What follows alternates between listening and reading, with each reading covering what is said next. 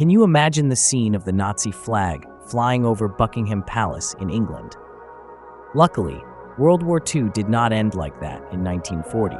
Nazi Germany under the leadership of Hitler was on the way to victory. Germany's military power terrified the world, but was it strong enough to cross the straits? After the disastrous defeat of the Allies against the German army in the Battle of France in 1940, the British army fell into chaos. So what was the real reason that made Hitler abandon his invasion plan? Operation Dynamo. Hitler's strategic mistake. The story begins in the autumn of 1939, when the British government decided to send the expeditionary force to France. Their mission was to help defend the Belgian-French border against the impending German attack. However, the Battle of France ended more quickly than expected in the area of the Edis. The German army made a lightning breakthrough, exploiting a fatal weakness in the French defenses. At the town of Sidon at the time, the majority of the British expeditionary force was stationed north of the Belgian-French border. The Allies had anticipated a frontal assault on their lines, similar to the First World War, but that did not happen for over 32 years. The Allies had been involved in the Battle of France when the German army trath through the Ardennes forest. They successfully surrounded a huge Allied force. This was one of the largest sieges in the history of the Second World War, led by the mighty Panzer divisions. The Germans pushed the Allies back towards the coast in the chaotic retreat. The British soldiers were forced to abandon most of their equipment. Were cornered at DKK. The British army was in danger of being completely annihilated. But the unexpected happened. The final German attack never came. Many scholars have argued that the German army was so engrossed in the attack that they stretched their supply lines. They argue that the Germans didn't have their resources to fight a fierce battle against hundreds of thousands of British and French troops. Furthermore, the speed of the German panzer divisions was also a double-edged sword that the logistics could not keep up while the German army was trying to establish its air supply network. Love warfare carried out the continuous air raids, and Dunkirk. Also, some other theories suggest that Hitler ordered a pause in the attack because he wanted to conserve his army for the upcoming war with the Soviet Union, or even in the hope of reaching a peace agreement with Britain. But the real motive behind Hitler's pause at Dunkirk remains a controversial subject among historians. Whatever the reason, this delay gave the British government valuable time to organize a daring rescue operation called Operation Dynamo. Hundreds of warships, from cruisers, destroyers, military ships to even civilian fishing boats, were mobilized for the operation. This was the first time in World War II. The Royal Air Force played a major role in a large-scale military operation. It provided air cover for the evacuation force for 9 days and nights. An extraordinary effort was made to successfully evacuate more than 330,000 Allied troops from the DKK beaches. Despite losing almost all their equipment, these soldiers remained experienced warriors and were the backbone of the British army in the years that followed. At Dunkirk, Hitler missed a golden opportunity to deliver a fatal blow to Britain. This miraculous escape fanned the flames of British fighting. At the same time, it laid the foundations for the later resounding victories of the Allies in preparation for the threat of invasion. After the challenging evacuation at Kirk, the British government began a race against time to prepare for a possible invasion from the Nazis. Aware of the threat, the British government took a number of defensive measures, including stockpiling food for the population and planning to evacuate children to the countryside. Militarily sophisticated diversion strategy was deployed in which British intelligence deliberately leaked false information to the Germans. At the same time, the Royal Engineer Corps rushed to build anti-invasion obstacles following the sea lanes and potential landing points. However, behind the facade of these defensive efforts was the reality that Fupang, the British government, was on the brink of collapse. Scarce resources made defending the entire island an impossible task. The lack of trained manpower further aggravated the situation. In this context, the indomitable spirit of the British people shone through. Thousands of civilian volunteers were Irmos with primitive weapons and lacking combat experience volunteered to join the People's Home Guard. They even donated their paint, pans, and metal utensils, making a small but valuable contribution to the national defense effort. These seemingly ordinary Truong items were melted down to help build fighter planes in the darkest hours.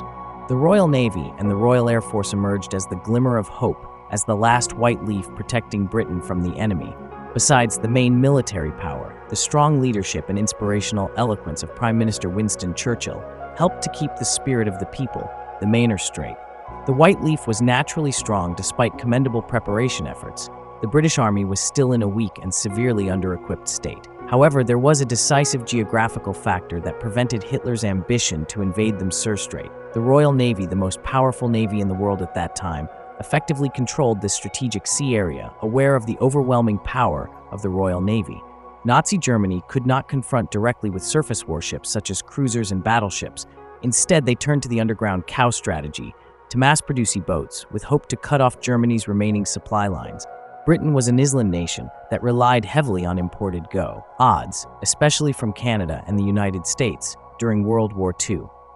Allied Boeing ships suffered heavily from repeated German attacks, but despite significant losses, a large amount of Hainan goods still reached Britain safely. The Nazis were unable to produce enough cow skins to completely blockade the North Atlantic and the Manchester Sea. Furthermore, Hitler's ambition to dominate the ocean, demonstrated by his focus on building capital ships, such as battleships, unintentionally weakened the effort to build Du-Boat. Scarce resources were misallocated, hindering the Nazis from controlling Britain's remaining sea routes. In short, the Nazis' inability to gain an advantage in the manner was one of the main reasons why Hitler hesitated in launching the Operation Sea of Japan. The plan to invade Britain was to invade Britain. The Manchester Strait, with the strong protection of the Royal Navy, became a success. The impregnable wall that protected Britain from a full-scale invasion and helped shape the course of World War. If a tall mistake in the air battle, Hermann Göring Luftwaffe commander Love confidently assured Hitler that a large-scale bombing campaign could cripple Britain's air power, paving the way for invasion. Göring believed that continued bombing would bring Britain to its knees and bring peace. The bombing campaign began in July 40, targeting key military targets such as Britain's supply lines, rail stations, airfields, and hangars. Initially, the Luftwaffe enjoyed much success, caused significant damage to the RAF. If this tactic continued, the Germans would have been able to cripple Britain's air defenses. However, a serious strategic error to the course of the Battle of Britain on 24 August 1940. A German Heinkel 111 bomber accidentally dropped a bomb in London. This event sparked Hitler's fury, and he ordered the Luftwaffe to divert its attack to London. Hitler believed that by spreading terror among civilians, he could break the British will to fight. This decision proved to be a fatal mistake. Diverting the attack to London inadvertently gave the OIF valuable time to restore its forces, repair damaged infrastructure, and further strengthen its defenses. The Luftwaffe faced fierce resistance from the IAF's Speedfire and Hurricane squadrons, which were better equipped and fighting in their own home skies. The RAF's superiority in the air was evident when the Luftwaffe was bogged down in the London bombing raids. The RAF took the opportunity to rebuild its fighter force. The British Supermarine Speedfire, with its superior maneuverability and powerful firepower, proved to be a worthy opponent to the German Messerschmitt Bf 109. Despite similarities in design, the Speedfire had important advantages in speed and altitude, allowing the Rafale pilots to gain the upper hand in air combat. In addition, the Luftwaffe was at a logistical disadvantage. The limited operational range of the German aircraft only allowed them to carry out short missions over the British skies, with a maximum combat time of only about 15 minutes before having to return to base to refuel. Meanwhile, the Rafale enjoyed home advantage with a dense network of airfields, allowing them to quickly refuel and return to combat. Ambitions in the East and the interior. Obsession with the Soviet Union. In addition to the difficulties in the air, Hitler also harbored ambitions of expansion eastward aimed at the Soviet Union. The Soviet Union that he saw as the greatest ideological threat to Nazi Germany. Hitler believed that Germany's destiny lay in conquering the vast Lebaor living space to the east to ensure prosperity for the German people.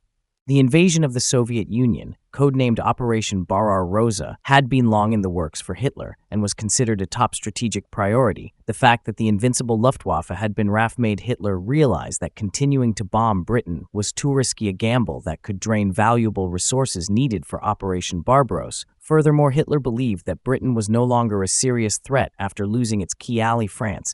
He hoped that after witnessing the military might of Germany, Britain would soon realize the futility of continuing the war and accept peace negotiations' complex relationship. With the British royal family, some theories suggest that Hitler's complicated relationship with the British royal family, especially with the 9th King Edward VIII, Duke of Windsor, may have also influenced his decision. Edward VIII, who abdicated in 1936 after his controversial marriage to Wallis Simpson, who was said to be sympathetic to Nazi Germany.